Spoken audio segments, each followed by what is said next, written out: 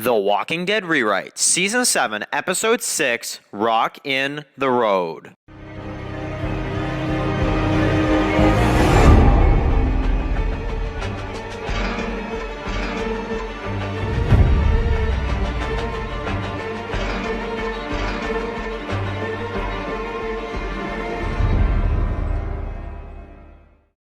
Season 7, Episode 6 would start off with Maggie on guard, and we are spending a little bit of time with her and Glenn at the Hilltop. Then, we get to see Rick and everybody else from Alexandria, and they show up. They let her know that basically Daryl is back and that they're going to be fighting the Saviors. And Maggie basically says that I'll try to talk to Gregory and see what I can do, and Rick says, no, I got this one.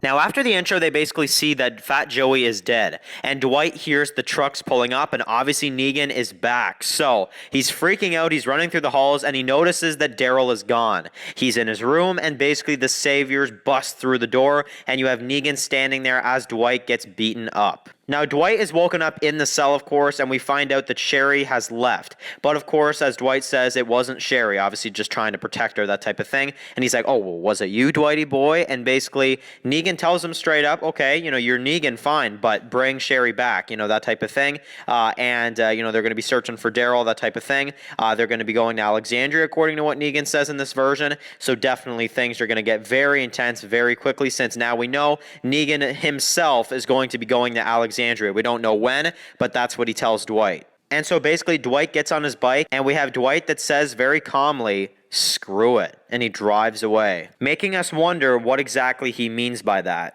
So everybody would be talking to Gregory, and it would be exactly the same. Gregory would say, nope, no way, that was not the deal. You people swore you could take the Saviors out, and you failed, and basically they would fail at it, and Gregory would say simply just no. So then we have basically Enid that was talking to some of the people outside, and it sounds like they are pretty much all up for fighting the Saviors. It seems like Gregory is the only one that doesn't want to. So they're going to be training them, and Enid tells Carl that she's going to stay back with Glenn, so of course she and Glenn can both kind of take care of Maggie, and also because Enid wants to help train the people at Hilltop, and Carl says okay, just be safe. So Rick and the others, of course, are on their way now to go see the Kingdom and Ezekiel, and they get there, and basically Richard and the other guy, who I do not remember this guy's name, but basically he says, oh Jesus, is that you? And basically they let him and Rick and the others of course go to the Kingdom. They got to give over their guns though, and basically they go into the Kingdom. So they see all the fighters. It's really, really cool to see. And I love one part I definitely am going to keep in here is when they're like, but can they fight? And Jesus be like, oh, they can fight. I love that. I think that's an amazing just kind of piece of dialogue right there. Then we would get to see Morgan, and he hugs Rick in this version. So in Gimple's version, he hugs Tara, which I always found weird because him and Tara just don't have a connection. I never understood that. So Rick and Morgan would hug, and basically they'd be telling, Rick tell Richard, we go back from the start, and that the king is basically ready to see them. And then they're just about to go in, and Daryl notices Carol, and the whole group is, have a huge smile on their face, and Daryl basically runs up to Carol and hugs her and asks her if she's okay, and she says, I'm okay, what about you guys? And Daryl says, kind of knowing that he's lying, said, yeah, we're fine. And basically she is, asking, what are they doing here? What are you guys doing here? And basically Daryl says, well, we heard about this place called the Kingdom, so Jesus took us here, so we're going to be meeting up with the king. So and Daryl's like, you want to come with us? And then Carol basically agrees. So the group meets with King Ezekiel, of course, and we have I love this little part, it pleases me to see you, Jesus or whatever. And then Jerry's like, it pleases him indeed. And he's like, Jerry, that little part, definitely got to keep that in there. That's hilarious. But anyway, so basically the groups are all talking, and then basically throughout them, trying to ask Ezekiel to basically fight with them, I would have the same thing. You'd have Richard, and he'd be like, oh, well, we can beat them if we strike first, that type of thing.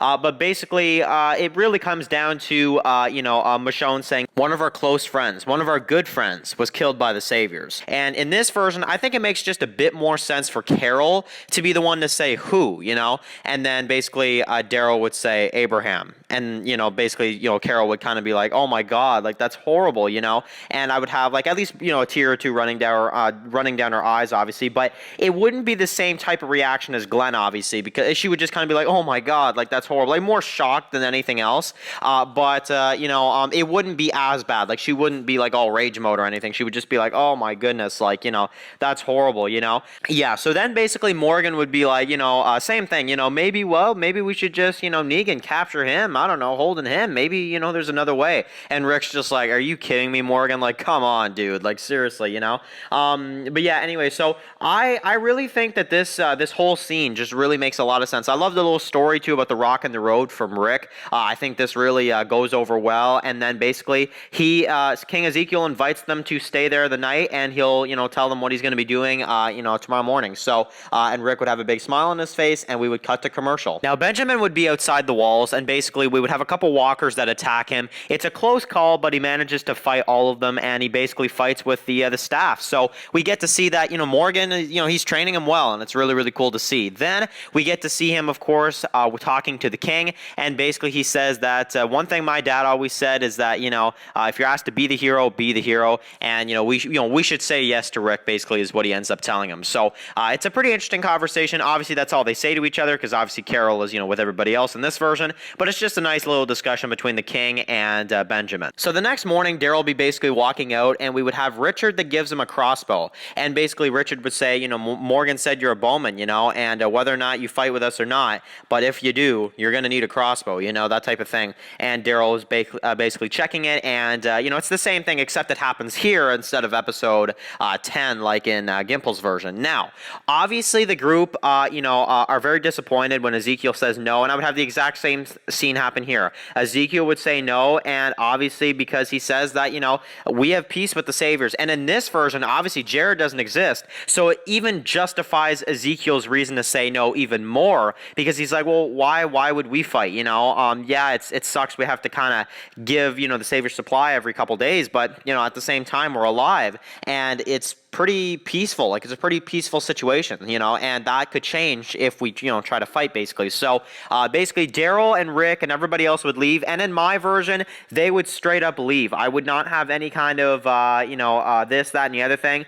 They would leave, and I would also have Daryl that goes with them. I would not have Daryl that stays at the kingdom in this version. Now, one more thing about this as well is that Carol would be going with them. Morgan is deciding he's going to stay back, and Carol is going to be going with the group with Daryl and with the others at Alexandria, but Morgan is going to be staying back. Now, the note from Sherry is definitely something I think I'm going to keep in here, because I just love this scene so much. I think it's really good. It's really emotional, and it really makes you care for Dwight for once, and I just think it's really good, and it's a good way to also confirm that she is, in fact, the one that actually let Daryl out. So I like this a lot, and it really just pushes Dwight's story forward, and it makes him change his mind about just everything with the Saviors, and you'll see what I mean very soon. Now, the group on the highway, this is really, really cool, and you would have Daryl with them in this version, so it'd be really, really exciting to see as well. Now, obviously, it doesn't make too much of a difference, but Daryl is there, so, he would kind of be one of them that's, in and around here, moving cars and that type of deal with, everybody else, and they would see the explosives. Now, I love every last bit of this. I think this is amazing. You would have the cars, basically, the cable, and they, they drive right through the walkers, and some cool effects here. I dig it. I really like it, and I think it's just really cool, Now, in this version as well, I think that it's really kind of important to have Jesus and Sasha go back to Hilltop as well. I think it's really, really good, and I just think that it makes sense to kind of keep Maggie and Glenn updated on what's going on, as well as Enid back at Hilltop. They need to know what's going on. So basically, Sasha and Jesus would basically go back, which I think is a really cool development to see. Now, one difference basically I would have in this version is that Rick would not be driving the vehicle and Michonne on the other side. In my version, it'd be Rick driving one of the cars and Daryl would be in the other. I just think that's really cool. Brothers, just back again, doing, something really cool together like this. And basically Daryl be in one car, Rick be in the other, and they would, plow through the zombies. I just think the two of them driving, no offense, Michonne, I love Michonne, own. But I think if you have Daryl here and Rick doing this, I think it makes it even more just like wow, I don't know, I really love it, and I really love the idea, and that's what I'm gonna have in my version is Daryl and Rick, plowing down the zombies together, both one in each vehicle. I love it. I'm definitely gonna put this in my version. Basically, our characters would be struggling with the walkers after, of course, they drive through with the walkers, and you would have that one, that explodes basically, and Rosita was right. She called it, and a good thing they didn't take that one. That's for sure. So basically, they would get back to Alexandria, and it would be nighttime. And I think this is a really, really cool idea because, in the version that we saw in Gimples, it was still daytime, but I really want to show that they've been pretty much out there all day. They were at the kingdom for the beginning of the day or so, mid-afternoon or so, they were on the highway, and now it's kind of getting, dark, and they're now finally making it back to Alexandria just around the time that the sun is starting to set. So they'd make it back to Alexandria, and basically they would hear from Gabriel that Gabriel, has, some news for them, and he says that there's someone here. So Rick would kind of be looking at Gabriel like, what are you talking about, that type of thing, and Gabriel would basically bring them into the cell, and they would see Dwight.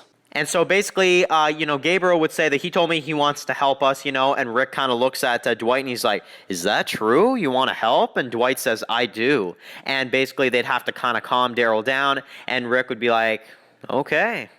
Points the gun right in his face, and he'd be like, get on your knees. So that wraps up The Walking Dead Season 7, Episode 6. Dwight has switched sides now, which obviously, what is he going to do? What kind of information can he give them? How is this going to bleed into All Out War? We only got 2 episodes left of the March to War storyline, so things are definitely starting to ramp up, as well as Ezekiel saying no, which is very interesting. They have some explosives now, so definitely that's giving them a little bit more of a kind of a, boost in confidence and a bit more of an advantage as well at the same time. Now that we're starting to see as well, now that, Sherry's gone, Dwight, he really doesn't care anymore. He's going there and he's going to do his thing. And basically, it looks like no matter what Gregory said back at Hilltop, the Hilltop people are going to be fighting now. They're going to be training Maggie and Glenn and Enid on, all the other ones back at Hilltop. They're going to be training them, obviously. So Hilltop is in a kingdom, not exactly, but we have Dwight that's in it now. They've got explosives. It's going to be very intense, and I'm very, very excited for you guys to see what's going to be coming up next. So anyway, guys, thank you guys so much for watching this video, and stay tuned, guys, because coming up next is The Walking Dead Season 7, Episode 7, Bury Me Here. Thanks for watching.